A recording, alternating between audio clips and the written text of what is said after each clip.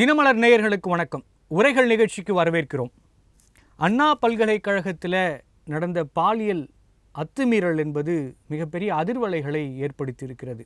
இப்படியான குற்றங்களுக்கு பல்வேறு காரணங்கள் சொல்லப்பட்டாலும் முக்கிய காரணமாக நாம் பார்ப்பது குற்றவாளிகள் சுதந்திரமாக சமூகத்தில் நடமாடிக்கொண்டிருப்பது, அல்லது குற்றவாளிகள் மீது வழக்கு பதிவு செய்யப்பட்டாலும் அல்லது நிலுவையில் இருந்தாலும் அவர்கள் மீது எந்த கட்டுப்பாடுகளும் இல்லாமல் சாதாரண மக்களாக வாழ்வது என்பது குற்றங்களை அதிகரிக்கிறது என்று காவல்துறை சம்பந்தப்பட்டவர்களே கருத்து தெரிவித்துக் கொண்டிருக்கிறார்கள். இப்படியான ஒரு சம்பவம்தான் அண்ணா பல்கலைக்கழகத்தில் நடந்த அந்த அத்துமீறலுக்கு காரணம் என்பது தெரிய வந்திருக்கிறது. அதை குறித்து தான் இன்றைய உரைகள் நிகழ்ச்சி வாதிக்க இருக்கிறது.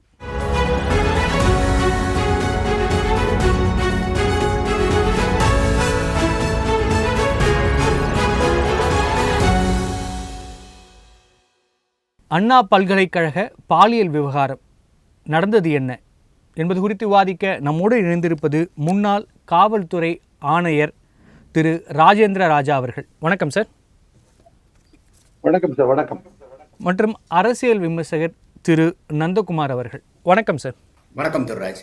சார், நந்தகுமார் சார், நிறைய இந்த குற்றவாளிகள் பட்டியலில் இருக்க குற்றவாளிகளே சுதந்திரமாக செயல்பட்டு இருக்காங்க.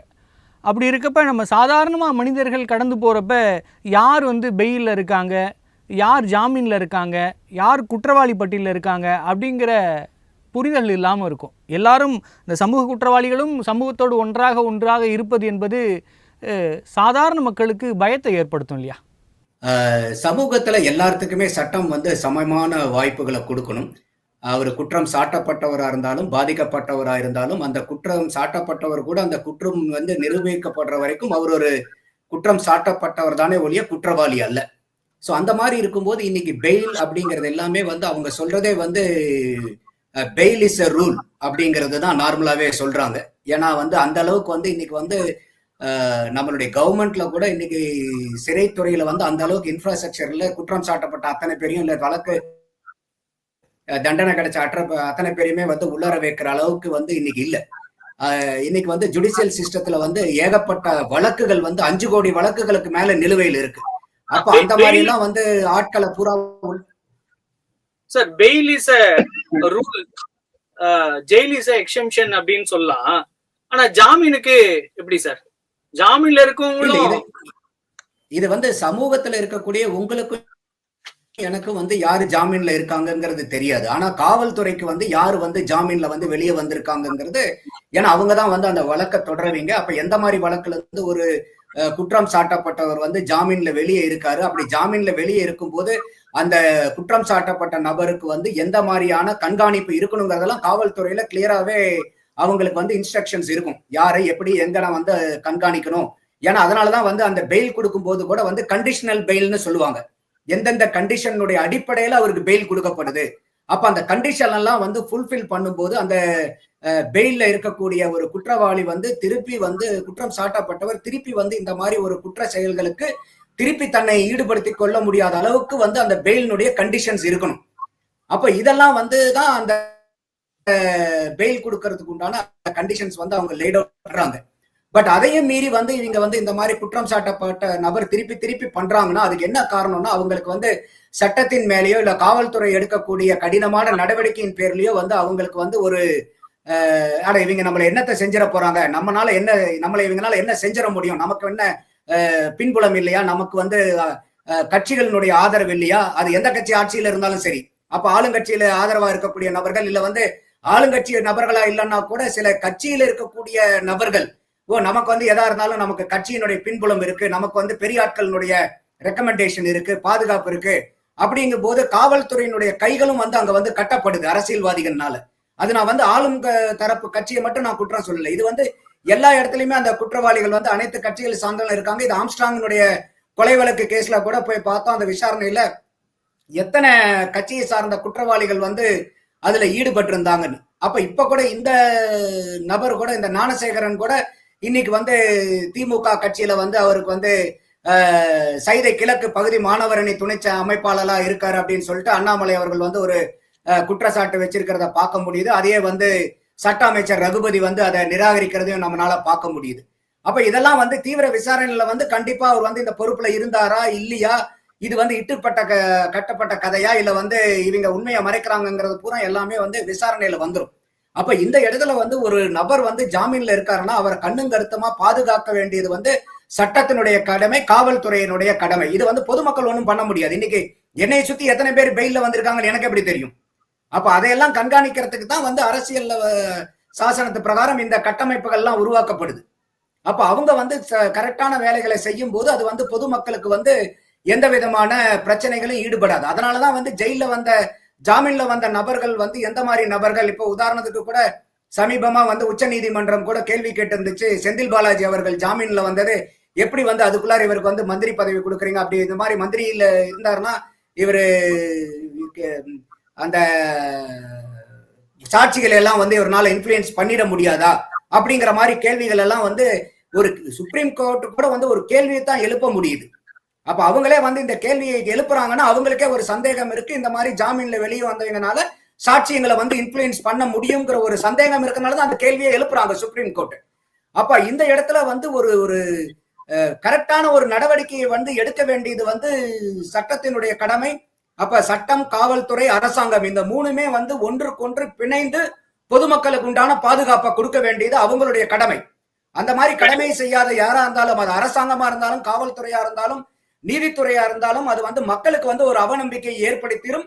அது குற்றவாளிகள் இன்னும் தங்களை தாங்கள் பலப்படுத்திக் கொள்றதுக்கு ஏதுவா இருக்கும். அதுதான் நீங்க கேட்ட கேள்வியினுடைய அடிப்படையே. இந்த மாதிரி வெளியே வந்த ஆளுங்க ஹிஸ்டரி ஷீட்டரா இருக்கக்கூடியவங்க ஒரு 20-26 கேஸ்ல உட்பட்டவங்க, ஒரு 6 கேஸ்க்கு கன்விக்ட் ஆனதுக்கு அப்புறமும் கூட இவங்க வந்து என்னடா நம்மளை பண்ணிட முடியும்னு சொல்லிட்டு ஒரு அண்ணா யூனிவர்சிட்டி, இது வந்து அண்ணா யூனிவர்சிட்டிங்கிறது வந்து நம்ம தமிழ்நாட்டினுடைய அடையாளம். இது என்னவோ ஒரு குறிப்பிட்ட ஒரு கல்வி கற்கக்கூடிய பகுதின்னு மட்டும் நம்ம எடுத்துக்க கூடாது. இன்னைக்கு தமிழ்நாட்டினுடைய கல்வியினுடைய ஸ்ட்ரென்த்துக்கு அடையாளமா இருக்கிறது இன்னைக்கு அண்ணா யூனிவர்சிட்டி. இன்னைக்கு அத்தனை கல்வி நிலையங்களுக்கும் அண்ணா யூனிவர்சிட்டி வந்து ஒரு இண்டெக்ஸா இருக்கும்போது அந்த அண்ணா யூனிவர்சிட்டி கேம்பஸுக்குள்ளார ஒரு ஹிஸ்டரி ஷீட்டர் வந்து சர்வசாதாரணமா அவனால நுழைய முடியுது, அங்க இருக்கக்கூடிய பெண்ணை போய் பலாத்காரம் பண்ண முடியுதுன்னா அந்த கேம்பஸ்ல என்ன மாதிரி பாதுகாப்பு இருக்குதுங்க? அப்ப அந்த கேம்பஸ் என்ன பண்றாங்க, அந்த யூனிவர்சிட்டியினுடைய மேனேஜ்மெண்ட் என்ன பண்ணுது? இன்னும் என்ன சொல்லப்படுதுன்னா, இந்த அண்ணா யூனிவர்சிட்டியினுடைய வைஸ் சான்சலர் பதவி ஆகஸ்ட் மாசத்துல இருந்து நிரப்பப்படாம இருக்கு, அது வேக்கண்டா இருக்கு. ரெஜிஸ்ட்ரார் தான் இப்ப வந்து அதை பார்த்துட்டு இருக்கிறதா சொல்லப்படுது. அப்ப இன்னைக்கு ஒரு வைஸ் சான்சலர் அங்க ஒரு நபர் இருக்கப்படுமானால் அவர் வந்து ஒட்டுமொத்தமான ஒரு பாதுகாப்பையும் அந்த பல்கலைக்கழகத்தினுடைய வளர்ச்சிக்கும் அவருடைய வேலை வந்து ரொம்ப முக்கியமானது. அப்ப இன்னைக்கு அண்ணா யூனிவர்சிட்டியினுடைய வைஸ் சான்சலர் வந்து இந்த மாதிரி வேகன்சியா இருக்கிறதும் வந்து இந்த மாதிரி ஒரு முக்கியமான பல்கலைக்கழகங்களுக்கு முக்கியமான பதவிகள் நிரப்பப்படாம இருந்தா காலத்தின் அடிப்படை. ஏன்னா இன்னைக்கு இந்த மாதிரி யூனிவர்சிட்டிக்கெல்லாம் ஒரு வைஸ் சான்சலர் அவுட் கோயிங் போறாருனாவே அதுக்கு முன்னாடியே அடுத்த வைஸ் சான்சலரை வந்து ஃபைனலைஸ் பண்ணி வச்சிருக்கணும். அப்ப இந்த மாதிரி யூனிவர்சிட்டிஸ்க்கு ஒரு நாள் கூட வைஸ் சான்சலர் இல்லாம இருக்கக்கூடாது. அப்ப இதெல்லாம் வந்து பாத்தீங்கன்னாக்கா ஒரு அதீதமான ஒரு அட்மினிஸ்ட்ரேஷன் கேப் இது. அப்ப இதெல்லாம் வந்து குற்றவாளிகளுக்கு ஏதுவாக்கப்படுது. அதோட இந்த சிசிடிவி மட்டும் பாருங்களேன், தொடர்ந்து பேசுவோம்.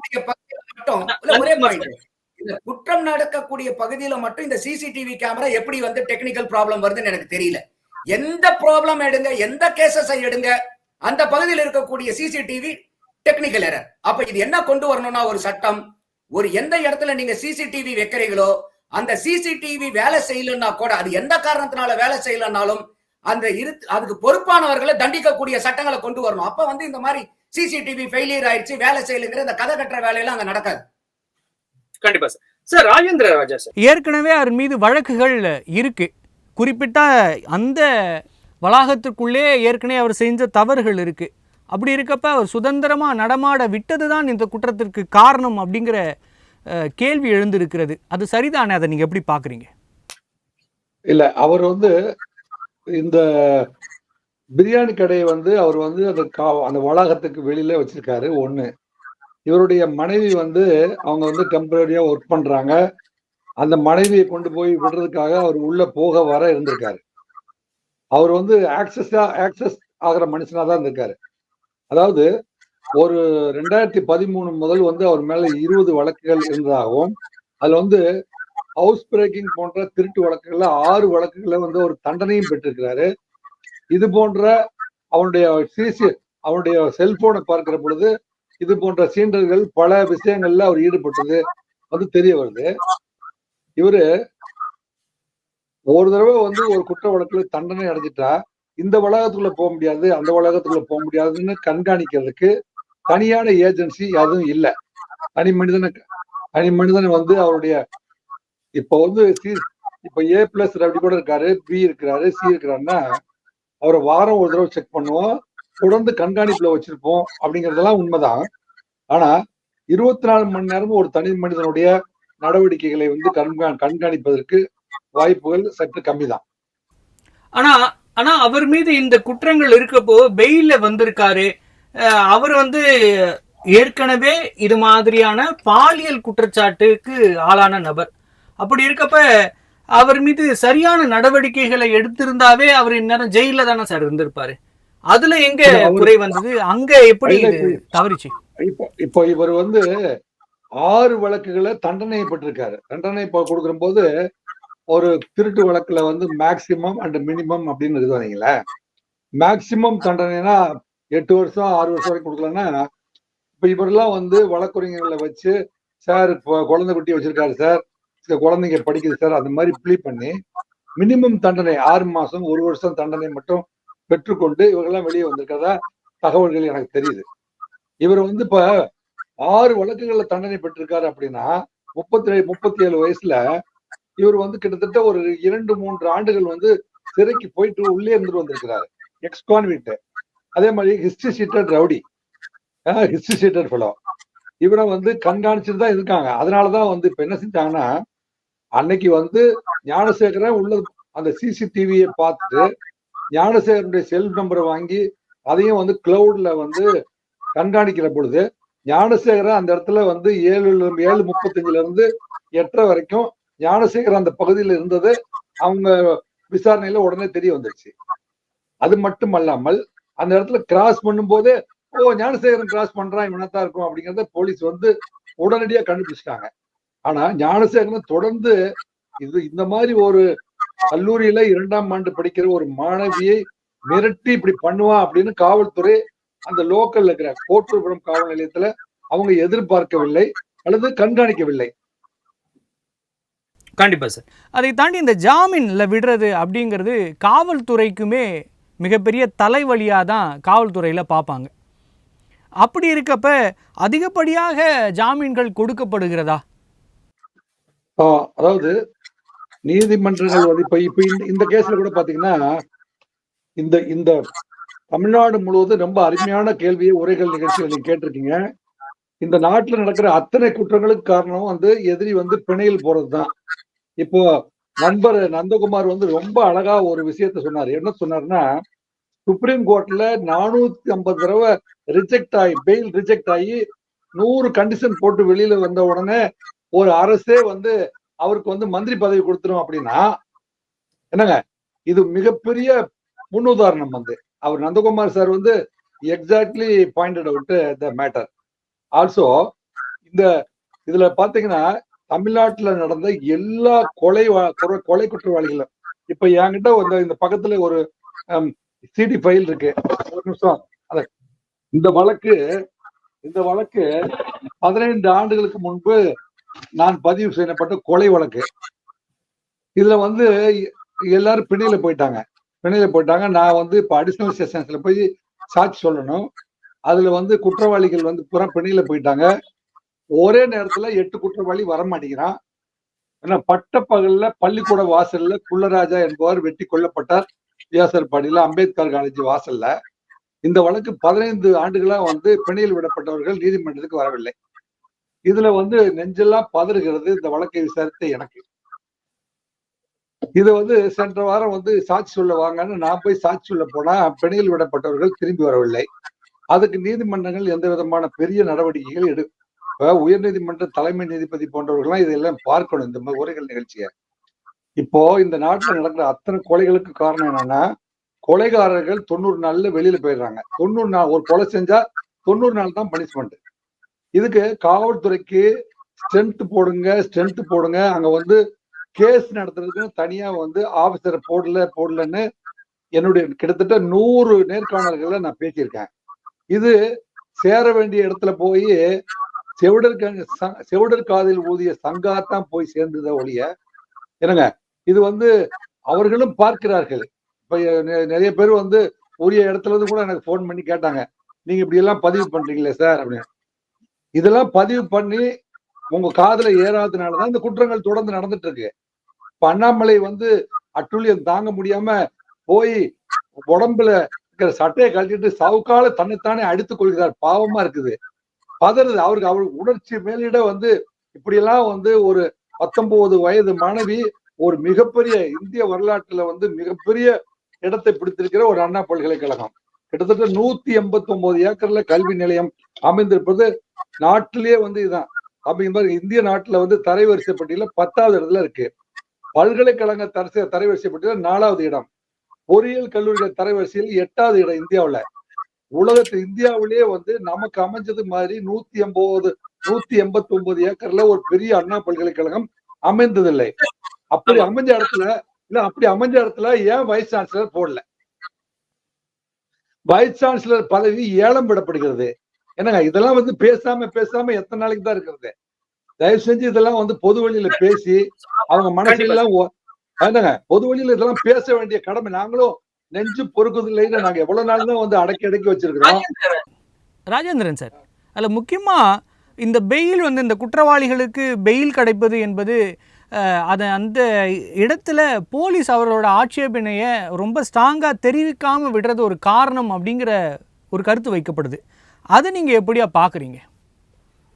அதாவது எந்த கொலை வழக்குமே வந்து கொலை வழக்கு இது மாதிரியான பெரும் வழக்குல எல்லாம் வந்து இன்வெஸ்டிகேஷன் ஆஃபீஸர் இன்ஸ்பெக்டரே கோர்ட்டுக்கு போவாரு. நான்லாம் வந்து 1000 முறை கோர்ட்டுக்கு போயிருக்கிறேன். நான் வந்து ஒரு 5 பாயிண்ட் 6 பாயிண்ட் வந்து எழுதி கொடுத்து நிறைய பிணைகளை வந்து தடுத்திருக்கிறேன்னு வைங்களேன். இது இருந்தாலும் இந்த வழக்கு என்ன செக்ஷன்ல போடப்பட்டிருக்குது அப்படிங்கிறது திறந்த நீதிமன்றத்துக்கு நீதியரசருக்கு தெரியும். இன்னமும் இது போன்ற குற்றத்தை இப்ப நம்ம 13 செக்ஷன் போட்டு ஃப்ரேம் பண்றாங்க. ஒருத்தன் வந்து இவன் வந்து இப்ப இந்த வழக்கு எடுத்துக்கங்களேன், 376 ரேப் இருக்குது. அதுக்கு பின்னாடியே வந்து பாத்தீங்கன்னா எக்ஸ்ட்ராஷன் இருக்குது. மிரட்டி வந்து பணிய வச்சிருக்கிறான். ஒருத்தனை மிரட்டி வந்து கத்தியை காட்டி ஓட வச்சிருக்கான். கொலை முயற்சி 506 part 2. நம்ம வந்து ஒரு 12 செக்ஷன் போட்டு மேல பிரேம் பண்ணும் போதே இவன் எப்பேற்பட்ட குற்றவாளிங்கிறது திறந்த நீதிமன்றத்துல நீதியரசருக்கு தெரியும். இல்ல இன்ஸ்பெக்டர் வந்து மறுபடியும் வந்து இவர் கெட்டவன் சொல்ல வேண்டிய அவசியம் நீதிமன்றத்துக்கு இருக்குதா அப்படின்னா எங்களுடைய எங்களுடைய குரல் வந்து நீதிமன்றத்துக்கு முன்னாடி இவ்வளவுதான் ஒலிக்கும். இதை வந்து நீங்க ஊமையின் குரலை ஏற்றுக்கொண்டு செக்ஷனை பார்வையிட்டு நீங்க வந்து பிணையில் செல்லாமல் தடுப்பது உங்களுடைய கடமை. ஆனால் சார், எஃப்ஐஆர் போடுறப்பே செக்ஷனை கரெக்டாக வந்து நிறைய பேர் மேட் அவுட் பண்ணுறதில்ல, சரியாக குறிப்பிடுறதில்ல, கவனம் இல்லாத அல்லது அதன் மீது அக்கறை இல்லாத எஃப்ஐஆர்கள் நிறைய ஜாமீன்களுக்கு காரணமாக இருக்கிறது அப்படின்னு ஒரு குற்றச்சாட்டு காவல்துறை மேலே வைக்கப்படுது. நிறைய காவல்துறை தடுத்திருந்தாலும் இந்த குற்றச்சாட்டுகளும் அவர்கள் மேல் இருக்கிறதுன்றதை மறுக்க முடியாது இல்லையா? இல்ல, அதாவது உங்களுக்கு அதுல ஒரு நடைமுறை சிக்கல் ஒண்ணு இருக்குது.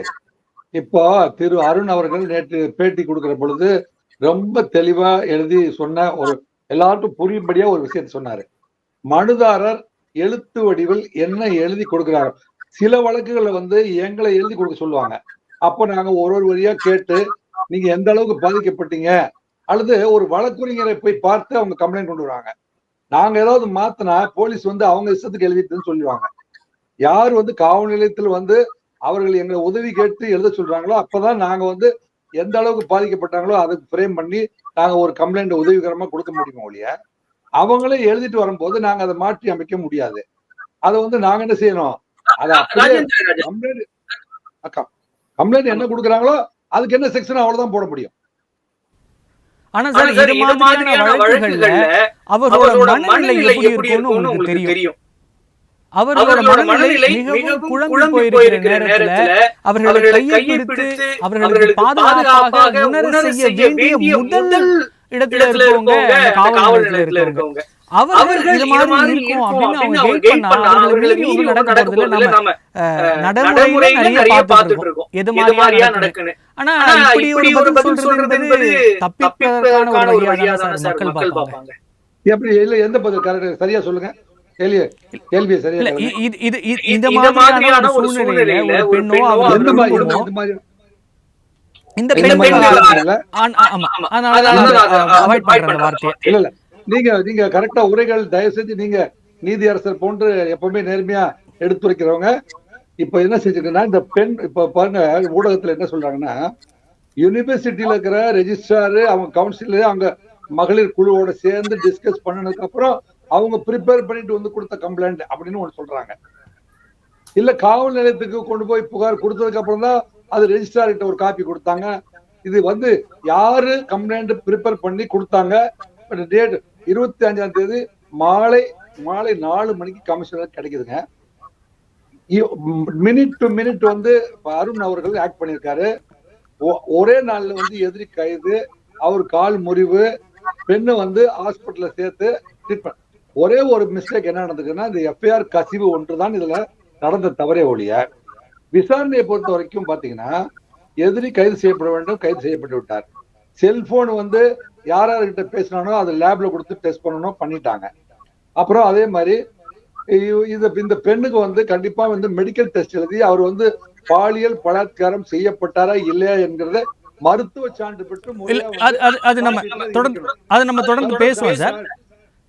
இல்ல நம்ம அதை தொடர்ந்து பேசுவோம் சார். நந்தகுமார் இல்ல அதை நம்ம தொடர்ந்து பேசுவோம். நந்தகுமார் சார், முக்கியமாக காவல்துறை மேலே ஒரு குற்றச்சாட்டுகள் தொடர்ந்து வைக்கப்படுகிறது. இதில் கூட நிறைய காவல்துறை அதிகாரிகள் மிக துரிதமாகவும் அக்கறையுடனும் செயல்பட்டால் கூட இந்த ஒரு 2 மாத காலங்களுக்குள்ளே ஒரு மனநிலை பாதிக்கப்பட்ட பெண் பாலியல் துன்புறுத்தலுக்கு உள்ளாக்கப்படுகிறார். அதற்கு அவர்கள் வழக்கு பதிவு செய்ய காவல் நிலையத்திற்கு போனார், அவர் திருப்பி விடப்படுகிறார், வழக்கு பதிவு செய்யவில்லை. அதே மாதிரி அதற்கு முன்னடியாக ஒரு குழந்தை, கட்டிட தொழிலாளியோட குழந்தை, அவர்கள் வந்து காவல் நிலையத்திற்கு சென்று புகார் அளிக்கிறார்கள். ஆனால் அந்த புகார் அளிக்க போன மீதே நடவடிக்கைகள் எடுக்கிறார்கள், மிரட்டப்படுகிறார்கள்னு ஒரு சம்பவத்தை நம்ம பார்க்குறோம். அப்போ தொடர்ந்து இது மாதிரியான குற்றங்கள் போலீஸ் நிலையத்துக்கு போகும்போது அங்கே அவர் எப்படி ரியாக்ட் பண்ணுறாருங்கிறது வெளியே தெரியும் போது மற்றவர்களுக்கு தங்களுக்கு இழைக்கப்பட்ட அநீதிக்கு காவல்துறைக்கு போவோம் அப்படிங்கிற எண்ணம் வராதில்ல சார், பயம்தானே சார் வரும் முதல்ல. அப்போ அவர்கள் மீது சரியான நடவடிக்கைகளை அரசு எடுத்திருக்கணும்ல. அப்போ இங்கே அரசு தானே நம்ம குற்றம் சொல்ல முடியும். இல்ல நீங்க சொல்றது வந்து ரொம்ப வாஸ்தவமான பேச்சு. நீங்க குறிப்பிட்ட அந்த அண்ணா நகர் பெண்ணுடைய கேஸ் ஆகட்டும், நீங்க அந்த மனநலம் கன்றிய ஒரு கேஸ் ஆகட்டும், இப்ப நிர்பயா கேஸ் ஆகட்டும், இன்னைக்கு பொதுவாகவே வந்து ஒரு பொதுமக்கள்கிட்ட வந்து எப்பயுமே காவல்துறை முன்வைக்கக்கூடிய ஒரு வார்த்தை என்னன்னா, காவலர் உங்கள் நண்பன், காவலர் உங்கள் நண்பன் தான் எல்லா இடத்துலயுமே இருக்கு. ஆனா இன்னைக்கு பெரும்பாலான நீங்க வந்து ஒரு டிவியா இருக்கிறதுனால நீங்க போயிட்டு நீங்க ஒரு சர்வே எடுத்து பாருங்க, ஒரு 100 பேர்த்துல எடுங்க, எத்தனை பேர் வந்து எந்த ஒரு பிரச்சனைனாலும் தைரியமா இன்னைக்கு போலீஸ் ஸ்டேஷன்ல போய் சொன்னா என் பிரச்சனை தீந்துங்கிற தைரியம் 100க்கு எத்தனை பேர்த்துக்கிட்ட இருக்குன்னு. ஏன்னா இன்னைக்கு வந்து பொதுமக்கள் வந்து படியேறக்கூடிய தயங்குற ஒரு பெரிய இடம் எதுன்னா காவல்துறை. போலீஸ் ஸ்டேஷனுக்கு போனாவே அது வந்து பயப்படுறாங்க. அதாவது குற்றம் செய்யப்பட்டவன் தான் காவல்துறையை பார்த்து போலீஸ் ஸ்டேஷனை பார்த்து பயப்படணுமே ஒழிய, இன்னைக்கு ஒரு பாதிக்கப்பட்ட நபர் கூட இன்னைக்கு ஒரு போலீஸ் ஸ்டேஷன் போலான்னா அவருக்கு வந்து ஒரு தீர்க்கமான நம்பிக்கை வந்து இன்னைக்கு தேதியில வரைக்குமே வந்து இல்ல. காரணம் என்னன்னு கேட்டீங்கன்னா, அதுல இருக்கக்கூடிய சில கருப்பு ஆடுகள் எல்லாருமே இல்லை. இப்ப ராஜேந்திரன் சார் மாதிரி இப்ப வந்து ஏகப்பட்ட நல்ல நல்ல ஆபீசர்ஸ்கெல்லாம் வந்து இருக்கிறனாலதான் இன்னைக்கும் வந்து அந்த காவல்துறை மேல மக்களுக்கு வந்து நம்பிக்கை இருக்கு. இப்ப நீங்க முன்னாடி அவர் சார்ட்ட கேட்டீங்க, இந்த மாதிரி கேசஸ் போடுறது, அந்த என்ன சட்டத்தின் பிரிவுல கீழே அந்த வழக்க பதிவு செய்யறதுங்க போதுதான் அப்பெல்லாம் வந்து நமக்கு இந்த கேஸ வந்து கரெக்டா எழுதணும். எஃப்ஐஆர் அந்த பெட்டிஷன் கொடுக்கறதோ இல்ல வந்து எஃப்ஐஆர் பண்றதுக்கு முன்னாடி அந்த ரைட்டர்னே ஒருத்தங்க இருப்பாங்க. ஏன்னா இன்னைக்கு வந்து எழுதி போறவங்களுக்கு வந்து சரியா எழுத தெரியலனா கூட, ஒரு கம்ப்ளைண்ட்டை சரியான முறையில வந்து பதிவு செய்ய முடியலனா கூட, அதுக்காக தான் போலீஸ் ஸ்டேஷன்ல வந்து ரைட்டர்னே ஒருத்தர் இருப்பாரு. அவர் வந்து சார் சொன்ன மாதிரி விசாரிச்சு என்ன நடந்துச்சு ஏது நடந்துச்சுன்னு அதுல சில தகவல்கள் குறிப்பிட தவறி இருந்தா கூட அதையெல்லாம் கேட்டு முறை பிரகாரம் என்னென்ன நடந்துச்சுங்கிறத பூராமே வந்து அதை கேட்டு வாங்கி சரியான முறையில அதை வழக்க பதிவு செய்யறது தான், அந்த ரிப்போர்ட்டை கம்ப்ளைண்ட்டை ஃபைல் பண்றதுதான் வந்து ரைட்டர்னுடைய ஒர்க். பட் இதுல என்ன ஆகுதுன்னா, இந்த மாதிரி கேஸ் கொடுக்க போகும்போது அரசியல் இன்ஃப்ளூயன்ஸ் இருக்கக்கூடிய ஆட்கள், இல்ல போலீஸ்க்கு வேண்டப்பட்ட ஆட்கள், இல்ல போலீஸ வந்து யாரு வந்து இன்ஃப்ளூயன்ஸ் பண்ணுவாங்களோ அவங்களுக்கு தேவைப்பட்ட ஆட்கள்னு வரும்போது பின்னாடி நமக்கு ஏதாவது பிரச்சனை வந்துட்டா என்ன பண்றதுங்கிறதுக்காக அந்த ஃபர்ஸ்ட் அந்த எஃப்ஐஆர் போடும் போதே சில நேரத்துல வந்து கட்சி அதாவது வந்து ஆட்சியாளர்களுக்கு தேவையில்லாத ஆட்களா இருந்தா, இல்ல ஆட்சியாளர்கள் பழிவாங்கக்கூடிய ஆட்களா இருந்தா அவங்க மேல கடினமான சட்டங்களை வச்சு அந்த வழக்கை பதிவு செய்யறதும், இல்ல தேவையான ஆட்கள் இருந்துச்சுன்னாக்கா அவங்களுக்கு வந்து வெளியே கொண்டு வரணும், பிற்காலத்துல அவங்களுக்கு பிரச்சனை வந்துடக்கூடாதுன்னா அதே சட்டத்தை வந்து சாதாரண சட்டங்கள் மூலமா எந்தெந்த சட்டங்கள் எல்லாம் ஓட்டை இருந்து அவங்க வெளியே வர்றதுக்கு வாய்ப்புகள் இருக்குமோ அந்த சட்டங்களுடைய எண்ணை பயன்படுத்தி வழக்கு ஒன்னேதான், குற்றம் ஒரே குற்றம் தான். ஆனா வந்து தேவையானவர்கள் தேவையில்லாதவர்கள் ஆளுபவர்களுக்கும் இல்ல வந்து அந்த அதிகாரத்தில் இருக்கிறவங்களுக்கு இந்த மாதிரி அந்த சட்டங்களினுடைய எண் பயன்படுத்தி அந்த வழக்குகள்லாம் பதிவு செய்யப்படுறதை நம்ம அப்பட்டமாவே பாக்குறோம். அதனாலதான் இன்னைக்கு வந்து ஒரு பொதுமக்களுக்கு ஒரு காவல்துறை ஓகே இன்னைக்கு எனக்கு ஒரு பிரச்சனையா நம்ம போலீஸ் ஸ்டேஷன் பக்கத்துல இருக்க போய் நம்ம இன்ஸ்பெக்டரை பார்த்துட்டு வரலாம், அவர்கிட்ட போய் பேசிட்டு வரலாங்கிற அளவுக்கு இன்னைக்கு பொதுமக்களுக்கு அந்த யதார்த்தமான ஒரு அணுகுமுறை வந்து இன்னைக்கு இல்ல. ஏன்னா இன்னைக்கு வந்து ஒரு காவல்துறையை பார்த்தா பொதுமக்களுக்கு ஒரு பயம் தான் இருக்கு. ஐயோ இங்க போயிட்டா பிரச்சனை அதிகமாகுமோ, அவங்க தேவையில்லாம பிரச்சனையை நம்ம மேலேயே திருப்பி விட்டுருவாங்களோங்கிற பயம் இருக்கு. அப்ப இதையெல்லாம் வந்து இன்னைக்கு ஒரு சின்ன குறுக்கீடு. ராஜேந்திரன் சார் சொன்ன மாதிரி இங்க போதுமான காவலர்கள் இல்லை அப்படிங்கிற ஒரு மிகப்பெரிய ஒரு உண்மையை நம்ம பார்க்க வேண்டியிருக்கு. அப்படி இருக்கப்ப நீங்கள் சொல்கிற மாதிரி ஒரு பிரச்சனை அப்படின்னா நம்ம நேராக போலீஸ் ஸ்டேஷனுக்கு போய் சொல்லிட்டு வரலாம். அப்படிங்கிறப்ப அந்த தனிப்பட்ட பாதிக்கப்பட்ட நபருக்கு ஒரு கம்ப்ளைண்ட்டு, ஆனால் அந்த ஸ்டேஷனில் உட்காந்துருந்தவங்களுக்கு 1008 கம்ப்ளைண்ட் வரும் சார். அப்போ எல்லாத்துக்கும் பொறுமையாக சொல்ல முடியாது அப்படிங்கிறத நம்ம புரிஞ்சுக்க முடியுது. அப்படி இருக்கப்ப அதோட எண்ணிக்கையை அதிகப்படுத்துறதுல அரசுக்கு இருக்கிற சங்கடங்கள் என்ன? ஏன்னா நம்ம ஒரு பக்கம் மட்டும் பேசிட முடியாது இல்லையா? இப்போ சாதாரண குற்றங்களுக்கு தொடர்ந்து சின்ன பக்கத்து வீட்டுக்காரன் கூட சின்ன சின்ன சண்டை இருக்கும். அதற்கெல்லாம் வரும்போது இதுக்கெல்லாம் எஃப்ஐஆர் போடுங்க அப்படின்னு அடம்பிடிச்சி நிற்கிறவங்கள நான் ஸ்டேஷனில் பார்த்துருக்கேன். அப்போ அது மாதிரியான இடங்களில் அரசு முன்னெச்சரிக்கையாக நடந்துக்க வேண்டியிருக்கு இல்லையா? இல்ல இதுல வந்து இன்னைக்கும் காவல்துறையில வந்து நேர்மையான அதிகாரிகளினுடைய எண்ணிக்கை அதிகம்தான். இன்னைக்கு கருப்பாடுகளினுடைய எண்ணிக்கை வந்து குறைவுதான். அதனாலதான் வந்து இன்னைக்கும் வந்து ஓரளவுக்கு சட்டம் ஒழுங்கு வந்து ஒரு சிறப்பா செயல்பட்டு இருக்கக்கூடிய நிலைமை இருக்கு. நான் எல்லாத்தையுமே குற்றம் சாட்ட விரும்பல. ஆனா இன்னைக்கு இந்த மாதிரி இருக்கக்கூடிய அந்த சட்டத்துல அந்த காவல்துறையில இருக்கக்கூடிய கருப்பாடுகள்னு சொல்லப்படக்கூடிய யார் யாருங்கிறது பூராமே அவங்களுக்கு தெரியும். அப்படி தெரிஞ்சு கூட அந்த அவங்க வந்து பதவியில இருக்கும்போது அவங்க மேல நடவடிக்கையை வந்து தீர்க்கமா எடுக்கணும். அது வந்து அவங்க இந்த கட்சியை சார்ந்தவங்க, இவங்களுக்கு இந்த ஜாதிய பின்புலம் இருக்கு. ஏன்னா இது வந்து காவல்துறையில கூட இதெல்லாம் நம்மளால பார்க்க முடியுது. ஒரு குறிப்பிட்ட ஜாதியினுடைய பின்புலம் அதிகமா இருந்தா அந்த காவல்துறையில இருக்கக்கூடிய அதிகாரி என்ன தவறு பண்ணாலும் மேல் அதிகாரினால நடவடிக்கை எடுக்க முடியாம போன வரலாறுகள்லாம் நம்மளால பார்க்க முடியுது. அப்ப இது வந்து எல்லா இடத்துலயுமே வந்து இது வந்து செய்ய வேண்டிய விஷயங்களை நியாயமா செய்ய வேண்டிய கூடிய கடமை ஒவ்வொருத்தருக்கு இருக்கு, பொதுமக்களுக்கு இருக்கு. இன்னைக்கு பொதுமக்களும் வந்து ஒரு காவல்துறை வந்து சரியா வேலை செய்யலைன்னா நம்ம போய் நியாயமான முறையில அறத்தின் முறையில வந்து அவங்களை கேள்வி கேட்கலாம். அதே மாதிரி காவல்துறையும் வந்து கூட பணி செய்யக்கூடிய ஆட்கள் சரியான முறையில வந்து பணி செய்யலைன்னா அது கூட இருக்கிறவங்க ஐயோ நம்ம எப்படி இன்ஸ்பெக்டரை காமிச்சு கொடுக்கறது, நம்ம எஸ்ஐ எப்படி நம்ம காமிக்கிறது, நம்ம டிஎஸ்பி எப்படி காமிச்சு கொடுக்கறது இல்லாம நம்ம கூட வேலை செய்யக்கூடிய காவல்துறையை சார்ந்தவர்கள் பொதுமக்களுடைய நலனுக்கு சட்டத்திற்கு புறம்பாக செயல்படுறவங்களா இருந்தா கூட வேலை செய்யறவங்களே அவங்களை வந்து திருத்தணும், இல்லைன்னா வந்து அவங்களுக்கு காமிச்சு கொடுக்கக்கூடிய மனோதைரியம் வரணும். அதுக்கு மேல அரசாங்கம், ஏன்னா இன்னைக்கு காவல்துறை யாருடைய கட்டுப்பாட்டுல இருக்கு, முதலமைச்சருடைய கட்டுப்பாட்டுல இருக்கு. இது ஒரு சாதாரண வந்து ஒரு மினிஸ்டர் கிட்ட இருந்தா கூட ஐயோ இந்த மினிஸ்டர் வந்து சரியா செயல்படல, இந்த மினிஸ்டர் சொன்னா கேட்பாங்களோ கேட்க மாட்டாங்களோன்னு இருக்கலாம். ஆனா இன்னைக்கு வந்து ஒரு முதலமைச்சருடைய நேரடி கட்டுப்பாட்டுல காவல்துறை இருக்கு.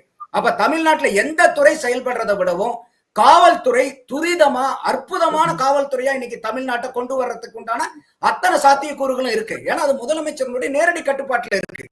அப்ப இதுல வந்து முதலமைச்சர் அவர்கள் வந்து இன்னும் அதிகமான நேரத்தை செலவழிச்சு, ஏன்னா இது காவல், ஏன்னா நீதித்துறைங்கிறது என்னன்னா இந்த காவல் வந்து எந்த இடத்துல வந்து செய்யறது ஃபெயிலியர் ஆகுறதோ அந்த காவலையும் மீறி நடக்கக்கூடிய குற்றங்களை தான் நம்ம கோர்ட்டுக்கு கொண்டு போய் அதுக்கு தீர்ப்பு கிடைக்கிறதுக்கு வழி செய்யணும். குற்றங்கள் நடைபெறாம தடுக்கிறதுக்கு வந்து பாத்தீங்கன்னா பெரும்பான்மையான செயல்பாடுகள் காவல்துறையை சார்ந்தது. நீதித்துறை அதற்கும் மீறின குற்றங்களுக்கு தண்டனை கொடுக்கக்கூடியது.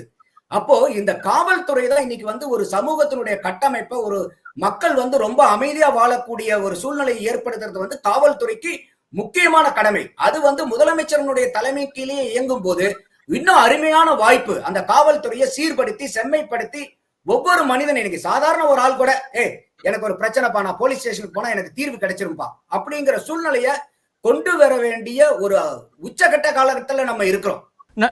தொடர்ந்து பேசலாம் சார். ராஜேந்திரன் சார் சொன்ன மாதிரி காவல்துறைக்கு ஈஸியாக போய் அக்சஸ் பண்ண முடியாத நிலைமையில் சாதாரண மக்கள் இருக்காங்க. இப்பயும் அதிகார வர்க்கத்தில் இருக்கவங்க காவல்துறையை ஈஸியாக போய் அப்ரோச் பண்ணிடலாம், அவர்களுக்கான நியாயத்தை பெற்றுட முடியும். ஆனால் சாதாரண மக்களுக்கு வந்து போக முடியலையே சார். மற்ற குற்றங்களுக்கு பரவாயில்ல, இது மாதிரியான பாலியல் குற்றங்கள் அல்லது கொலை குற்றங்கள், கொலை மிரட்டல்கள், பாலியல் மிரட்டல்கள், இது மாதிரியான விஷயத்துக்கு காவல் நிலையத்துக்கு போனால் அவர்களுக்கு நீதி கிடைக்கிறதுக்கு பதிலாக மன உளைச்சல் தான் சார் கிடைக்குது. உங்களோட ஒர்க் பேர்டன் நான் புரிஞ்சுக்கிறேன் சார். ஆனால் அதை தாண்டி இந்த அநீதி இழைக்கப்படும் போது நியாயத்தை பெற்றுத்தர வேண்டிய இடத்துல இருப்பவர்கள் காவலர்கள், அவர்கள் அந்த இடத்துலையும் தவறுங்கிறது எப்படி ஏற்றுக்க முடியும் சார்? இல்ல, தமிழ்நாட்டுல வந்து முதலமைச்சருடைய நேரடி கண்ட்ரோல்ல தான் காவல்துறை இருக்குது. அவர் தான் உள்துறை அமைச்சர். அப்படி இருந்த போதிலும் காவல்துறையில வந்து யாருமே போய் இப்ப தைரியமா வந்து கம்ப்ளைண்ட் கொடுக்கறதுக்கு போகிறதுக்கு சற்று அச்சம் இருக்குது அப்படின்னு வந்து நந்தகுமார் பதிவு செஞ்ச அந்த கருத்தை நான் ஏற்கிறேன். நிலைமை அப்படிதான் இருக்கு. நான் வந்து இப்போ அண்ணா நகர்ல சில காவல் நிலையத்துக்கு போறேன். அங்க வந்து மீன் கடையில உட்காந்துருக்கிற மாதிரி ஒருத்தன் வெட்டிட்டு வந்தவன், ஒருத்தன் கொலை பண்ணிட்டு வந்தவன், ஒருத்தன் திருடிட்டு வந்தவன் எல்லாத்தையும் வரிசையா நிக்க வச்சு விசாரிச்சுட்டு இருக்காங்க. அவரவர்களுக்கு விசாரணை செய்யறதுக்கு தனித்தனியா ஒரு பிரைவசி. இப்போ இந்த பெண்ணே வந்து அந்த கோட்டூர்புரம் காவல் நிலையம் போனா ஒரு 10 பேருக்கு முன்னாடி உட்கார வச்சு விசாரிச்சா அந்த பொண்ணு எப்படி அந்த உண்மையை சொல்ல முடியும்? ஒரு தனியாரை விசாரணை அப்படின்னு ஒண்ணு வேணுமா இல்லையா? இதெல்லாம் ஏற்பாடு பண்ணி கொடுக்க வேண்டியது தமிழக முதல்வருடைய கடமையா இல்லையா? விசாரணை என்பதே 2ஆம் பட்சம் தான் சார். முதல்ல அதுவே பெரிய விஷயமா இருக்கே சார். நாங்களாம் வந்து 25 ஆண்டுகள் வந்து சக்சஸ்ஃபுல் போலீஸ் ஆபீசரா, நேர்மையான போலீஸ் ஆபீசரா இருந்து 100 முறை சொல்லியும் அரசாங்கம் அதை செவி சாய்ப்பதாக இல்லை அப்படிங்கறதுதான் என்னுடைய கருத்தும் கூட. ஏனென்றால் இது இத்தனை கொலைகளுக்கும் காரணமே வந்து தண்டனை பெற்று தருவதற்கான காவலர்கள் தனியாக இல்லை இல்லை இல்லை. என்னங்க, ஒரு கிராஜுவேட்ஸை உருவாக்கி நீதிமன்றத்துக்கு சென்று வழக்குகள் நடத்துவதற்கு ரைட்டருக்கு தனியா வந்து கிராஜுவேட்ஸை வந்து ரெக்ரூட் பண்ணி அவங்களை அப்பாயிண்ட் பண்ணணும் அப்படின்னு நாங்க 100 முறை சொல்லியிருக்கிறோம். நேரடியா சொன்ன பொழுதும் மறைமுகமாக சொன்ன போதும் அவர் காதுகளில் ஏறவில்லை. சார், இறுதியா என்னோட கேள்வி உங்களுக்கு, குற்றங்கள் நடந்த பிறகு தடுக்க வேண்டியது, தண்டனை பெற்று தர வேண்டியது எல்லாம் அரசாங்கத்திற்கும் காவல்துறைக்கும் இருக்கிற கடமைகள். நாம் நம்மளை தற்காத்துக்கிறதுக்காக என்ன மாதிரியான விஷயங்கள்லாம் செஞ்சுக்கணும்னு நினைக்கிறீங்க? ஏன்னா எல்லாரும் எல்லா நேரத்திலும் நம்மோடு இருப்பார்கள்னு சொல்ல முடியாது, சில பேர் தவறலாம். ஆனால் நாம் பார்த்துக்கிறதுக்கு என்ன மாதிரியான அறிவுரைகளை குழந்தைகளுக்கு, பெண்களுக்கும் சொல்ல விரும்புகிறீங்க? சட்டமோ தனி மனிதனோ காப்பாற்ற முடியாத இடத்திற்கு நாம் தனியா போகக்கூடாது. இப்போ நிர்பயா வழக்குல இருந்து இந்த பெண்கள் பாதிக்கப்பட்ட எல்லா வழக்குலையும் பாத்தீங்கன்னா யாருமே வந்து உடனடியா காப்பாற்ற முடியாத தூரத்திற்கு அவர்கள் சென்று விடுகிறார்கள். மும்மிருட்டு நேரத்திலோ அல்லது பின் மாலை நேரங்களிலோ வந்து ஆள் அரவமில்லாத இடத்திற்கு பெண்கள் போவது சற்று தவிர்க்க வேண்டும். ஏன்னா நம்ம நாடு அந்த அளவுக்கு வளர்ச்சி பெறவில்லை என்பதை தயவு செய்து உணர்ந்து கொள்ள வேண்டும். அது நம்ம தமிழ்நாடு மட்டும் சொல்ல விரும்பவில்லை, இந்தியா முழுவதும் இந்த நிகழ்வு. கன்னியாகுமரியில போன மாசம் வந்து பீச்ல இருட்டுல போய் தன்னுடைய காதலனோட உட்கார்ந்திருந்தோட 2 பேர் போய் அடிச்சு விரட்டிட்டு இதே மாதிரி பண்ணிட்டாங்க அப்படிங்கிறது உங்களுக்கு தெரியும். நீங்க கன்னியாகுமரி கடற்கரையில நடந்துச்சு, என்னங்க மெரினா கடற்கரையில நடந்துச்சு, அண்ணா நகர்ல நடந்துச்சு. அதுங்க இப்படி இருக்கும்போது தற்காத்து கொள்ள வேணும். உங்களுடைய கேள்வி நியாயமானது. தற்காத்து கொள்ள வேணும்னா நம்ம வந்து ஆபத்தா இருக்கிற சூழ்நிலைக்கு போகாமல் தவிர்ப்பது நல்லது. பாதுகாப்பான இடத்தில் நம்ம இருக்கணும் அப்படிங்கறத ஒவ்வொரு மனிதனும் ஒவ்வொரு நிமிடமும் வந்து நினைத்து கொண்டு பயணம் பண்ணணும். அத நீங்க கருத்துல வைக்கணும். குறிப்பா வந்து கல்லூரி மாணவர்கள் பெண் தோழிகளோடு செல்கிற பொழுது வெகு தூரத்திற்கு வந்து ஆள் வரவும் இல்லாத இடத்துக்கு செல்ல வேண்டாம். காதல் தப்பு என்று யாராலையும் சொல்ல முடியாது. சங்க இலக்கிய காலத்துல இருந்து உலகம் தோன்றிய காலத்துல இருந்து காதல் இருந்து கொண்டுதான் இருக்கிறது. ஆனா காதலிப்பாருக்கான இடம் தான் வந்து பாதுகாப்பற்ற இடத்துக்கு போக வேண்டாம் என்பது என்னுடைய கருத்து. நன்றி சார். நன்றி சார். நந்தகுமார் சார், இது மாதிரியான விஷயங்களில் பாதுகாப்புக்கு என்ன பண்ணலாம்? அப்படி ஒரு விஷயங்கள் இது மாதிரி நிறைய பெண்கள் மிரட்டப்பட்டிருக்கிறார்கள். அப்படி இருக்கிறப்ப பெண்கள் எடுக்க வேண்டிய நடவடிக்கைகள் என்ன? பேரண்ட்ஸ் என்ன பண்ணணும்? உங்களோட சுருக்கமான இறுதியான கருத்து சார். இதுல வந்து ஒரு தனிப்பட்ட பெண்ணையோ கடைசீட்ல சுத்தி வளைச்சு எங்க வந்து சேரும்னு கேட்டீங்கன்னா, நம்ம சொசைட்டில பெண்கள் ஏன் அந்த இடத்துக்கு போனாங்க, பெண்கள் ஏன் அந்த நேரத்துல இந்த பையனோட போனாங்கன்னு சொல்லிட்டு அந்த குற்றம் பூராமே வந்து அந்த பெண்ணை நோக்கி விரல நீட்டுறது வந்து எனக்கு ஏற்புடையது இல்லை. ஏன்னா இன்னைக்கு வந்து நம்ம நாடுங்கிறது வந்து அந்த நாட்டினுடைய காவல்துறையினுடைய காவல்துறையோ சட்டத்துறையோ வந்து எல்லா இடத்துலயும் நீக்கமர நிறைஞ்சிருக்கிறது தான் ஒட்டுமொத்த இந்தியா. அப்ப இந்த இடத்துல வந்து சட்டம் செல்லாது. இந்த இடத்துல வந்து இப்ப காந்திஜி கூட என்ன சொன்னாரு, ஒரு நைட்டு 12 மணிக்கு என்னைக்கு வந்து ஒரு பெண்மணி வந்து நகையை போட்டுட்டு ரோட்ல நடந்து போறால தைரியமா, அன்னைக்குதான் வந்து இந்தியா சுதந்திரம் அடைஞ்சதுக்கு வந்து ஒரு அடையாளம்னா, அப்ப இன்னைக்கு நடக்கிறதெல்லாம் பார்க்க இன்னைக்கு வரைக்கும் நம்ம வந்து சுதந்திரம் அடையாத இந்தியாவா தான் நம்ம இருக்கோமா? அப்ப இது வந்து நம்ம வந்து இன்னைக்கு எப்பேற்பட்ட, அதாவது சட்டமும் காவலும் எதுக்கு? ஒரு தன்னைத்தானே பாதுகாக்க முடியாதவன சட்டமும் காவலும் பாதுகாப்பு கொடுக்கணும். என்னாலேயே பாதுகாக்க முடிஞ்சிருச்சுன்னா எனக்கு காவல்துறையும் தேவையில்லை, நீதித்துறையும் தேவையில்லை, அரசாங்கமும் எனக்கு தேவையில்லையே. அப்ப எப்ப வந்து எனக்கு இந்த 3 பேர் எனக்கு தேவைப்படுறாங்க? எனக்கு நல்ல படிப்போ இல்லை எனக்கு படிச்சதுக்கு உண்டான நல்ல வேலை வாய்ப்போ, எனக்கு சம்பாத்தியம் சரியா என்னுடைய தகுதிக்கு கிடைக்கலன்னா அதை நிவர்த்தி பண்றதுக்கு அரசாங்கம் வேணும். அப்ப என்னால வந்து என்னை பாதுகாத்துக்க முடியல, என்னால வந்து பிற சமூக என்ன சொல்றது, இந்த மாதிரி சோசியல் ஆன்டி சோசியல் எலிமெண்ட்ஸ்ல இருந்து என்னால பாதுகாக்க முடியலைங்கும் போது எனக்கு காவல்துறையினுடைய சப்போர்ட் வேணும். அதே மாதிரி வந்து இன்னைக்கு வந்து இது மீறி நடக்கும் போது எனக்கு சட்டத்தின் பால எனக்கு எவ்வளவுதான் எனக்கு அநீதி வந்து எந்த இடத்துல நடந்தாலும் கடைசியில நான் கோர்ட்டுக்கு போகும்போது அந்த நீதியினுடைய தேவதை வந்து கண்ணை திறந்து 2 பக்கமும் தெளிவா பார்த்து பாதிக்கப்பட்டவங்களுக்கு வந்து ஒரு சரியான தீர்ப்பு கிடைக்கும். அப்போ எந்த இடத்துல வந்து எனக்கு இவங்களுடைய அரசாங்கத்தினுடைய சப்போர்ட்டோ காவல்துறையினுடைய சப்போர்ட்டோ நீதித்துறையினுடைய சப்போர்ட்டோ எனக்கு எப்ப தேவைன்னா, என்னைய நான் எப்ப காப்பாத்திக்க முடியலையோ அப்பதான் எனக்கு இவங்கெல்லாம் தேவை. அப்ப என்னைய வந்து கடைசியில எல்லாருமே வந்து சேர்ந்து நீங்க பாதுகாப்பா இருந்துக்குங்க, நீங்க பாதுகாப்புங்க இருந்துக்குங்கன்னா எனக்கு அரசாங்கமும் வேண்டியதில்லை, காவல்துறையும் வேண்டியதில்லை, நீதித்துறையும் வேண்டியதில்லை, நானே என்னை பாதுகாத்துவனே. அப்ப இந்த பாயிண்ட வந்து இது ஆண் மகனுக்கு ஏன் நம்ம சொல்லக்கூடாது? ஒவ்வொரு தடவையும் பெண்களுக்கே வந்து நீங்க அந்த இடத்துக்கு போனீங்க, நீங்க இந்த இடத்துக்கு போனீங்கன்னு கடைசியில பெண்களை வந்து போய் குற்றவாளிகள் ஆக்குறது வந்து கண்டிப்பா வந்து என்னால ஏத்துக்க முடியாத வாதம் அது. நந்தகுமார் சார், ராஜேந்திர சார் அதுக்கு பதில் சொல்ல விரும்புறீங்களா? கை நீட்டிங்க. ஆமாமா. அதாவது இந்த பிரிவைலிங் சிச்சுவேஷன்ல அரசாங்கத்துடைய இயந்திரம் வந்து காப்பாத்துறதுக்கு எந்த அளவுக்கு எக்யூப்டா இருக்குங்கிறத நம்ம புரிஞ்சுக்கணும். இந்த இது வந்து நம்மளை காப்பாத்தாதுங்கிற போது நீங்க வந்து அதுக்கு தகுந்த மாதிரி வந்து நீங்க பாதுகாப்பா இருந்து கொள்ளுங்க. நம்ம பெற்றோர் சொல்ல வேண்டிய இடத்துல இருந்து நம்ம சொல்றோம். நம்ம இதை அரசாங்கம் எல்லாம் இந்த கடமையெல்லாம் செய்யணும், பாதுகாப்பணுங்கிறது உண்மைதான். ஆனா அரசாங்கம் செய்யாம இருக்கும்போது நம்ம பாதிக்கப்பட்டு அப்புறம் எஃப்ஐஆர் போடுறதுல சரியில்லை, கோர்ட்டுக்கு போனது சரியில்லை, நீதிமன்றம் சரியில்லை அப்படின்னு எல்லாரையும் குறை சொல்றதை விட நம்ம கொஞ்சம் பாதுகாப்பா இருந்துக்கலாமே அப்படின்னு சொல்றேன். அவங்களை குறை சொல்ல எந்த இடத்துலயும் தயாரா இல்ல. நம்முடைய விவாதத்தில் பங்கு கொண்டு பல்வேறு கருத்துக்களை நம்மோடு பகிர்ந்து கொண்டமைக்கு நன்றி.